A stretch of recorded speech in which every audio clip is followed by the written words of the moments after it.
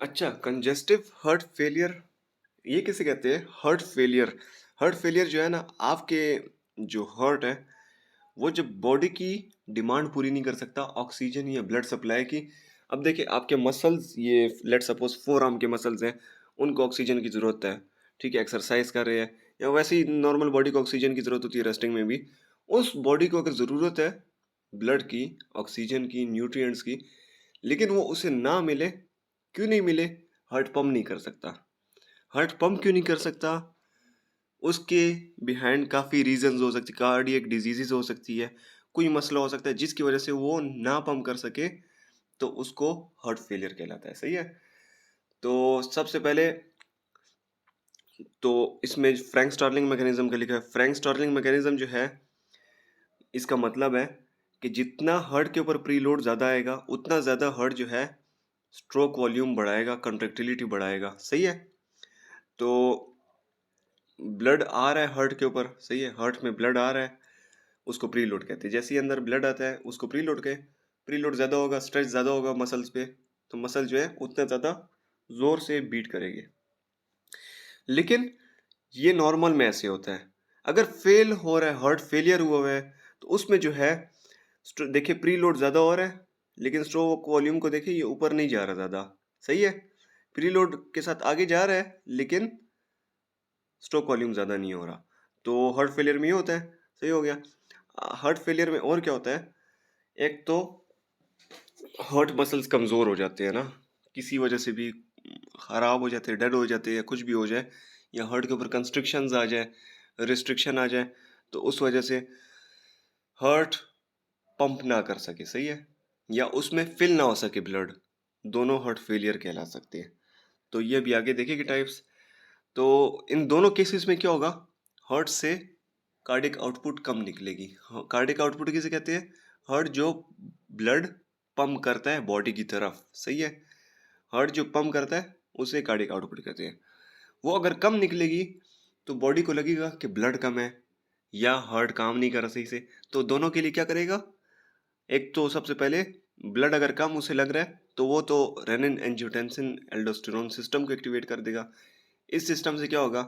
एक तो water retention होगी, दूसरा क्या होगा? वैसे कंस्ट्रिक्शन होगी। जो एक्ट सिंपैथेटिक सिस्टम है उसको भी एक्टिवेट करेगा ताकि हार्ट जो है बीट ज़्यादा हो जाए, कंट्रेक्टिलिटी ज़्यादा हो जाए हार्ट की। इन दोनों से क्या होगा? वॉल्यूम रिटेंशन होगा। सही है। सबसे पहले पानी बॉडी में ज़्यादा आ गया जिसकी वजह से ब्लड वॉल्यूम ज़्यादा हो जाएगा। जब ब्लड वॉल्यूम ज़्यादा होगा तो प्रीलोड हार्ट पे बढ़ जाएगा। इंक्रीज प्री लोड होगा, वीनस रिटर्न ज़्यादा होगा जिसकी वजह से इंक्रीज प्री लोड होगा। सही हो गया। जब प्री लोड ज़्यादा होगा तो कार्डिक आउटपुट स्टार्टिंग में तो मेंटेन रहेगा, लेकिन वक्त के साथ हार्ट के मसल फिर से फैटिंग में चले जाते हैं। और सवेयर केसेस में जो है जितना मर्जी फिर उसके ऊपर प्री लोड बढ़ा ले हार्ट के ऊपर, वो और भी ज़्यादा ख़राब होता जाता है हार्ट। ठीक है। तो इन्होंने यही बात की हुई है। इसके बाद हार्ट फेलियर की दो टाइप्स है मेनली। सही है। एक को कहते हैं सिस्टोलिक डिसफंक्शन, एक को कहते हैं डायस्टोलिक डिसफंक्शन। सही है।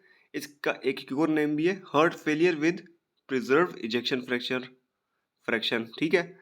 इस वाले का नेम है सिस्टोलिक का heart failure with reduced ejection fraction. Name को देख के बताएं, नेम सिंपल है, इतना मुश्किल नहीं है, अभी मैं आपको समझाता हूँ। सिस्टोलिक डिसफंक्शन, सिस्टोलिक किसे कहते हैं? हार्ट की कंट्रैक्शन को।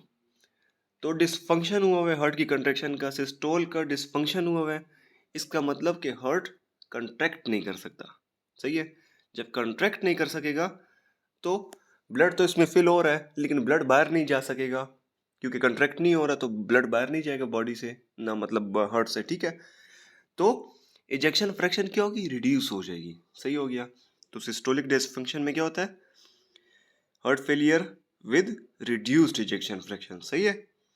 किस वजह से कंट्रैक्शन नहीं कर सकेगा हार्ट? सिस्टोलिक डिसफंक्शन क्यों हो सकता है? उसकी रीजन जो है इम्पेयर्ड कंट्रैक्टिलिटी है। सही है। कॉजेज क्या हो सकती है इसकी? सबसे पहले हार्ट डिजीज हो जाए, एमआई हो जाए, इस्केमिक हार्ट डिजीज, जिसमें मसल्स इन्फार्क्शन हो जाती है, कार्डियक मसल जो है वो डेड हो जाती है। जब कार्डियक मसल डेड होगी वो कैसे कंस्ट्रिक्ट होगी? नहीं होगी ना। इसके अलावा विदाउट एनी रीजन भी सिस्टोलिक डिसफंक्शन हो सकता है, इडियोपैथिक, अननोन कॉज हो सकता है, रीजन हो लेकिन अननोन है। हाइपरटेंशन की वजह से भी सिस्टोलिक डिस्फंक्शन हो सकता है, सही है। इसके अलावा हाइपरटेंशन से क्यों हो सकता है, आगे वेसल्स वासोकंस्ट्रिक्ट है, बॉडी के आप हार्ट से एओर्टा बाहर की तरफ निकलता है ना, एओर्टा के बाद जो जितनी भी आर्टरीज आ रही है अगर वो वासोकंस्ट्रिक्ट हुई हुई है तो हार्ट जितना मर्जी प्रेशर अप्लाई करने की कोशिश करे वो आगे ब्लड को पंप नहीं कर सकेगा क्योंकि वेसल्स कंस्ट्रिक्ट हुई हुई है, तो हाइपरटेंशन की वजह से भी हो सकता है, सही हो गया। इसके अलावा मायोकार्डाइटिस हो जाए, सही है। ड्रग्स की वजह से सिस्टोलिक डिस्फंक्शन हो सकता है। इन्फिल्ट्रेटिव डिजीज हो जाए, ये एग्जांपल्स लिखी हुई है, उससे भी हो सकता है। रेडिएशन थेरेपी से भी हो सकता है। थायराइड डिजीज, पेरिपार्टम कार्डियोमायोपैथी, प्रेगनेंसी के बाद प्रेगनेंसी के दौरान जो है ना ये होता है, सही है, बाज लोगों को हो जाता है, वुमेन्स को, सही है। इन्फेक्शियस डिजीज हो गया, वल्वुलर हार्ट डिजीज हो गया, high output heart failure. High output मतलब के कोई ऐसी कंडीशन आ गई जैसे एनीमिया आ गया है, उसमें हार्ट को आउटपुट अपनी बढ़ानी पड़ती है, उसकी वजह से हार्ट फेलियर हो सकता है। एवी फिस्टुला आ गया, प्रेगनेंसी आ गई, प्रेगनेंसी में फिर वो फीटस का भी वो होता है, उसको भी सप्लाई देनी पड़ती है, तो आउटपुट ज़्यादा हो जाती है। थायमीन डेफिशिएंसी हो गई, थायराइड हो गया, उसकी वजह से भी आउटपुट ज़्यादा हो जाती है हार्ट की। तो हाई आउटपुट हार्ट फेलियर की वजह से भी क्या हो सकता है, सिस्टोलिक डिस्फंक्शन आ सकता है। कंजेनिटल भी हो सकता है सिस्टोलिक डिस्फंक्शन, सही है। तो ये सारी हमने क्या पढ़ी, systolic dysfunction. Heart failure, congestive heart failure की दो टाइप्स है, सिस्टोलिक डिस्फंक्शन, उसके हमने अभी काजेस पढ़ ली। अब जो है डायस्टोलिक डिस्फंक्शन। डायस्टोलिक डिस्फंक्शन में क्या होता है, डायस्टोली नहीं हो सकती हार्ट की सही से। क्यों नहीं हो सकती, हार्ट रिलैक्स नहीं हो सकता, या तो बाहर से रिस्ट्रिक्शन आई हुई है या स्टिफनेस आ गई हार्ट के मसल्स में, तो रीजन इसकी इन्होंने अब लिखी हुई है, सही है। इसमें इजेक्शन फ्रैक्शन नॉर्मल रहेगा, क्यों, इजेक्शन फ्रैक्शन जो है या तो नॉर्मल रहेगा या नॉर्मल से ज़्यादा भी हो सकता है। क्यों हो सकता है, देखिए आपका हार्ट ओपन नहीं हो रहा तो उसमें जितना ब्लड आ रहा है, थोड़ा बहुत ब्लड आ रहा है, पंप तो सही, सिस्टली तो सही से कर सक रहा है ना, कंट्रैक्शन तो सही से कर सक रहा है ना। सिस्टली और डायस्टली किसे कहते हैं, सिस्टली कंट्रैक्शन को कहते हैं, डायस्टली रिलैक्सेशन को कहते हैं, सही है। सिस्टली तो इसमें सही है, कंट्रैक्शन सही से कर सकता है, लेकिन डायस्टली जो है वो ये नहीं कर सकता, सही है, रिलैक्स नहीं हो सकता। तो हार्ट में थोड़ा बहुत ब्लड आएगा, कंट्रैक्शन तो कर सकते हैं, तो सारा ब्लड जो है वो बाहर निकाल सकते हैं हार्ट से। तो इजेक्शन फ्रैक्शन क्या होता है, जितना ब्लड आ रहा है उसके कितने परसेंट बाहर निकल रहा है। तो थोड़ा सा ब्लड आ रहा है बाहर तो आराम से निकल सक रहा है, तो इजेक्शन फ्रैक्शन या तो नॉर्मल भी हो सकती है, ज़्यादा भी हो सकती है इसमें, ठीक है। तो इधर ये नई बात है कि प्रिजर्व इजेक्शन फ्रैक्शन, मतलब कि इजेक्शन फ्रैक्शन नॉर्मल है, प्रिजर्व है, सही हो गया। कॉजेज इसकी क्या हो सकती है, एक तो हाइपरटेंशन इधर लिखी हुई है, लेकिन इसमें हाइपरटेंशन में मैकेनिज्म अलग होता है। हाइपरटेंशन जब होगी तो हार्ट के मसल जो है और भी ज़्यादा ज़ोर से ब्लड पंप करेंगे ना, तो उस ज़ोर से ब्लड पंप करने से मसल पे जब बोझ पड़ता है, वो जब ज़्यादा काम करता है तो हाइपरट्रॉफी हो जाती है। हाइपरट्रॉफी में क्या होता है, मसल साइज में बड़े हो जाते हैं, सही है। हार्ट के मसल साइज में बड़े हो गए तो हार्ट के अंदर जगह कम हो जाएगी ब्लड अंदर भरने की, तो डायस्टोलिक डिस्फंक्शन उसकी वजह से हो सकता है, ब्लड अंदर नहीं आ सकेगा ज़्यादा। इसके अलावा वेल्वुलर डिजीज जिसमें स्टेनोसिस हो जाए, इन वाल्व्स, हार्ट की जो वाल्व्स है, मिट्रल वाल्व हो गया, एओर्टिक वाल्व हो गया, सही है, इन वाल्व्स की अगर स्टेनोसिस हो जाए तो ब्लड कम अंदर फिल होगा। इसके अलावा रिस्ट्रिक्टिव कोई कार्डियोमायोपैथी हो जाए, ये जो कंडीशन लिखी हुई है, हिमोक्रोमेटोसिस, सार्कोइडोसिस, एमोलाइडोसिस, इसमें हार्ट रिस्ट्रिक्ट हो जाता है, वो खुल नहीं सकता, सही है। इसकी वजह से भी जो है डायस्टोलिक डिस्फंक्शन आ सकता है। अच्छा, ये तो मैंने आपको बता दिया ना कि एक होता है सिस्टोलिक डिस्फंक्शन, एक होता है डायस्टोलिक डिस्फंक्शन डिस्फंक्शन, सही है। ये दो डिस्फंक्शंस हो गए, हार्ट फेलियर की टाइप्स होगी। अच्छा, अब हार्ट फेलियर या राइट साइड का भी हो सकता है या लेफ्ट साइड का भी हो सकता है, या दोनों एक साथ हो सकते हैं। ज़्यादा केसेस में लेफ्ट साइड वाला अकेला होता है, राइट साइड वाला लेफ्ट साइड की वजह से होता है। कैसे, देखिए आपको मैं बताता हूँ।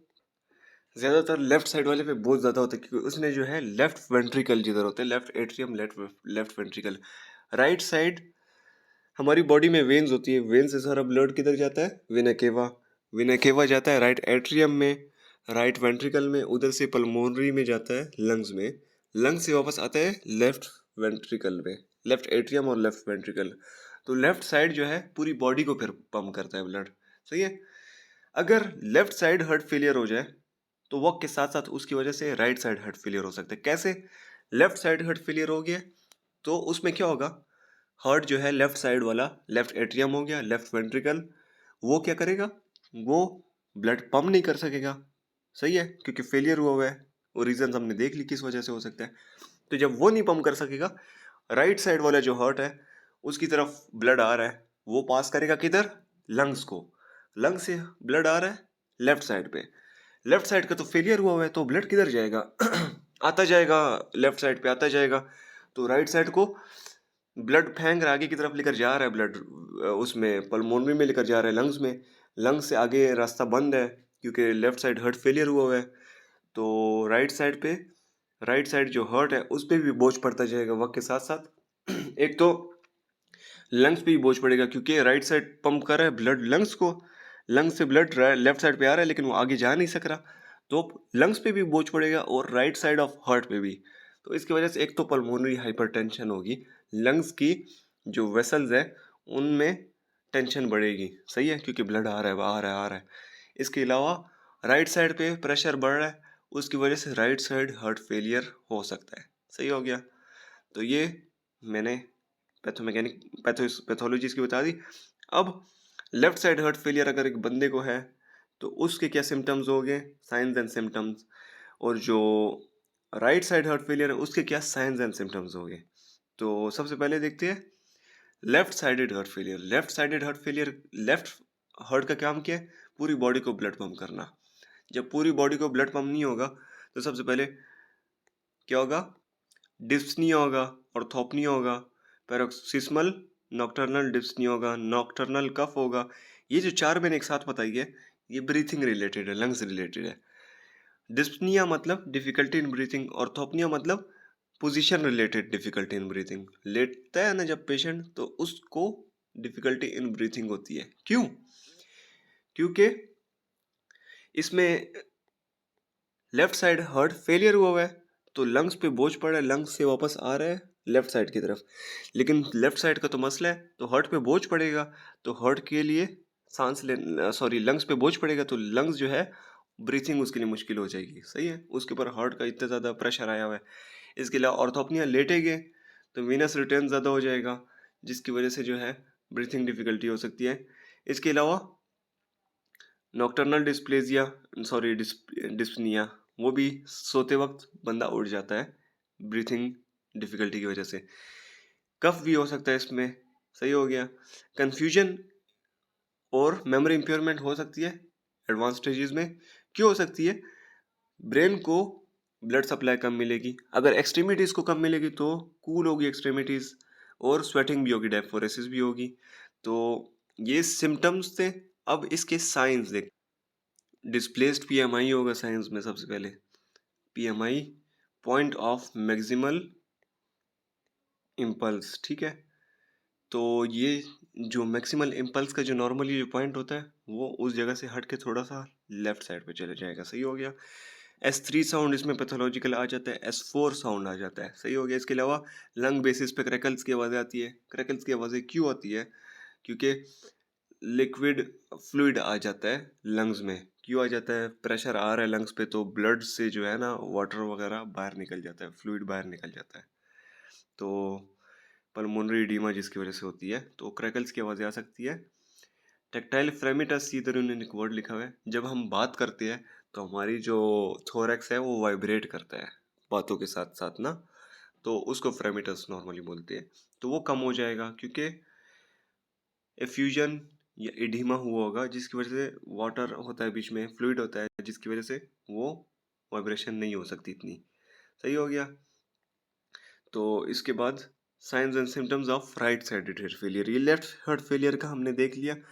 Right heart failure, right side पे ब्लड कहाँ से आता है? एक्सट्रीमिटी से आता है ना। राइट साइड पे वेना केवा है, वेना केवा पे वेन्स का ब्लड आ रहा है। अगर राइट साइडेड हार्ट फेलियर होगा, राइट साइड जो है वो ब्लड पंप नहीं कर सकेगा लंग्स को। सही है। तो जब वो ब्लड पंप नहीं कर सकेगा तो वेना केवा से जो ब्लड आ रहा है उसको रास्ता नहीं मिलेगा आगे जाने का ना। सही है। तो वेन्स क्या हो सकती है, उसमें ब्लड रह सकता है, वीनस रिटेंशन होगी। जब वेन्स में ब्लड ज़्यादा आएगा आएगा आएगा तो एक तो डायलेट हो जाएगी बहुत ज़्यादा, उससे जब प्रेशर वेन्स पे बनता है ना, ब्लड ज़्यादा आता है वेन्स पे, तो उससे फ्लूइड जो है बाहर निकलता है, लीकेज होती है, जिसकी वजह से इडीमा हो सकता है। तो सबसे पहला जो साइन होगा वो पेरिफेरल पिटिंग इडीमा होगा। इडीमा की दो टाइप्स है, इसमें जो पिटिंग इडीमा है वो होगा हार्ट फेलियर की वजह से ज़्यादातर होता है। सही हो गया। नॉक्ट्यूरिया हो सकता है, रात को यूरिन ज़्यादा आता है। क्यों आता है ज़्यादा? क्योंकि जब आप लेट जाते हैं तो वीनस रिटर्न और ज़्यादा हो जाता है आगे की तरफ। सही है। तो उस वजह से किडनी में वाटर और भी ज़्यादा आता है। इसके अलावा जगुलर वीनस डिसेंशन होगी, ये भी एक साइन है इसका।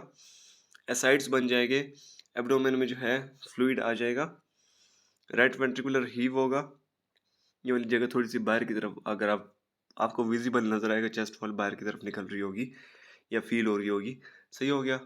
इधर इन्होंने नई बात लिखी हुई है कि लेफ्ट साइड हार्ट फेलियर जो है उसकी वजह से राइट साइड हार्ट फेलियर ज़्यादातर हो सकता है। सही हो गया।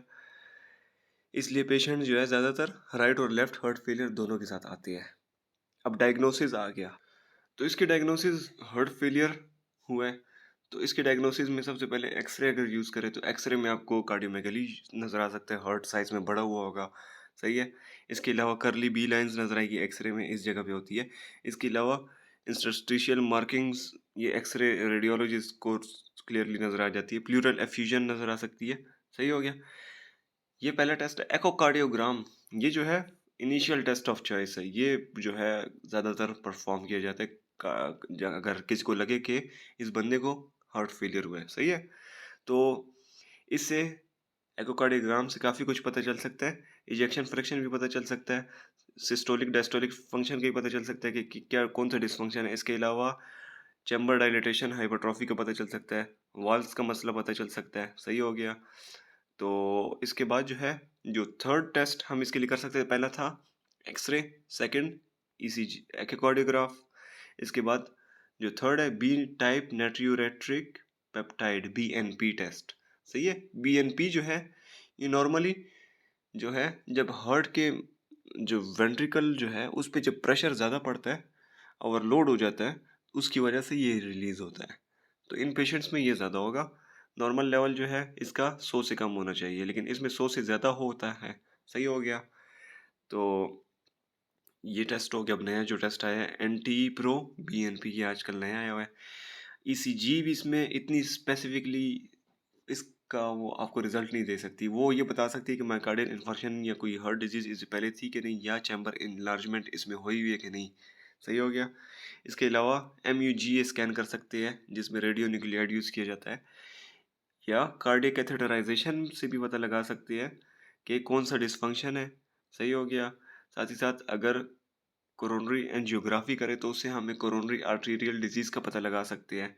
स्ट्रेस टेस्टिंग अगर करें उससे हमें इसमें पता चल सकता है कि इस्कीमिया इन्फार्क्शन हुई हुई है कि नहीं, और पेशेंट को ये ब्रीथिंग डिफ़िकल्टी उसकी लंग्स की वजह से या हार्ट की वजह से है। सही हो गया। तो ये चीज़ें डायग्नोसिस में आती है। मेन जो है इसमें एक्सरे हो गया, एकोकार्डियोग्राफ हो गया और बीएनपी। इसके अलावा जो है ईसीजी, म्यूगा स्कैन भी कर सकते हैं, कार्डियक कैथेटराइजेशन, स्ट्रेस टेस्टिंग। तो ये टेस्ट इसमें और भी परफॉर्म कर सकते हैं। इसकी ट्रीटमेंट पे आए। अच्छा, तो ट्रीटमेंट में सबसे पहले सिस्टोलिक डिसफंक्शन की ट्रीटमेंट अलग होगी और जो डायस्टोलिक डिसफंक्शन है उसकी ट्रीटमेंट अलग होगी। तो डिस्टोलिक डिसफंक्शन जो है वो ज़्यादा सेवियर होता है सिस्टोलिक से। सही है। सिस्टोलिक जो है तो उसमें जो है सबसे पहले हम लाइफस्टाइल मॉडिफिकेशन करेंगे। सिस्टोलिक डिसफंक्शन में, सिस्टोलिक डिसफंक्शन क्या था, हार्ट कंट्रैक्ट नहीं कर सक रहा, तो ब्लड पंप नहीं कर सक रहा आगे। सही है। तो इसमें मैंने बताया था जब हार्ट फेलियर होगा तो उसमें आर डबल ए सिस्टम और साथ ही साथ जो सिंपैथेटिक एक्टिवेशन होती है वो होती है, जिसकी वजह से फ्लूइड रिटेंशन होती थी। फ्लूइड रिटेंशन में ब्लड वॉल्यूम और भी ज़्यादा हो रहा है, तो उसको हमने कम करने के लिए जो है सबसे पहले ये करेंगे सोडियम रिस्ट्रिक्शन। सोडियम ज़्यादा लेंगे तो ब्लड वॉल्यूम और ज़्यादा होगा, वाटर रिटेंशन होती है जिसकी वजह से। फ्लूइड रिस्ट्रिक्शन करनी है। इसके अलावा वेट लॉस पे फोकस करना है। इसके अलावा स्मोकिंग सेसेशन करनी है, अल्कोहल यूज़ को कम ख़त्म कर देना है, एक्सरसाइज करनी है। सही हो गया। इसके अलावा इन्फ्लुएंजा वैक्सीन और न्यूमोकोकल वैक्सीन एनुअली लगानी है। क्यों? क्योंकि अगर इन्फेक्शन हो जाए तो हार्ट पे बोझ और भी ज़्यादा बढ़ जाता है, सही है। इसका ऑलरेडी हार्ट पे बोझ है, इसके अलावा इन्फेक्शन का भी बोझ बढ़ जाता है, तो इस वजह से वैक्सीन्स लगाते हैं, सही है, प्रिवेंटिव मेजर्स में। तो लाइफस्टाइल मॉडिफिकेशंस करनी है। हाइपरटेंशन जो थी हमने पढ़ा था, वो एक कॉमन काज है दोनों हार्ट फेलियर्स में, तो हाइपरटेंशन को भी जो है रिड्यूस करने की इसमें कोशिश करनी है, सही है, शुड बी ट्रीटेड। इसके अलावा सेकंड हम डायोरेटिक्स दे सकते हैं। डायोरेटिक्स से फ्लूइड लॉस होगा, वाटर लॉस होगा बॉडी से, जिसकी वजह से एक तो वीनस रिटर्न भी कम हो जाएगा, और ये जो वो हो गया ऑर्थोपनिया डिस्पनिया हो गया, उसके सिम्टम्स इम्प्रूव हो सकते हैं। तो इसमें लूप डायोरेटिक्स, थायजाइड डायोरेटिक्स वगैरह दे सकते हैं। इसके अलावा कौन सी मेडिकेशन दे सकते हैं हार्ट फेलियर वाले पेशेंट को सिस्टोलिक डिस्फंक्शन के साथ? बीटा ब्लॉकर दे सकते हैं, एस इनहिबिटर्स दे सकते हैं। इसके अलावा जो है हाइड्रोलाजिन नाइट्रेट्स दे सकते हैं।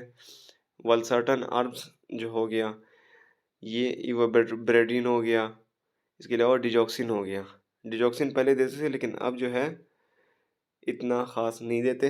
अच्छा, heart failure with preserve ejection fraction, इसमें ऐसी ज़्यादा मेडिकेशंस नहीं है जो इसमें इम्प्रूवमेंट ला सके या इस बंदे को बचा सके, सही है। मोर्टेलिटी बेनिफिट्स इसके इतने नहीं है, प्रूवन मोर्टेलिटी बेनिफिट्स। अच्छा, तो इसमें नॉर्मली वॉल्यूम अगर ज़्यादा हो तो उसके लिए डायरेटिक्स दे देते हैं। वही फ्लूइड इनटेक की रिस्ट्रिक्शंस होगी, साथ ही साथ साल्ट सोडियम जो हो गया उसकी रिस्ट्रिक्शंस हो जाती है, वो नहीं देते। और ड्रग्स ऐसे ख़ास कोई इसमें नहीं है।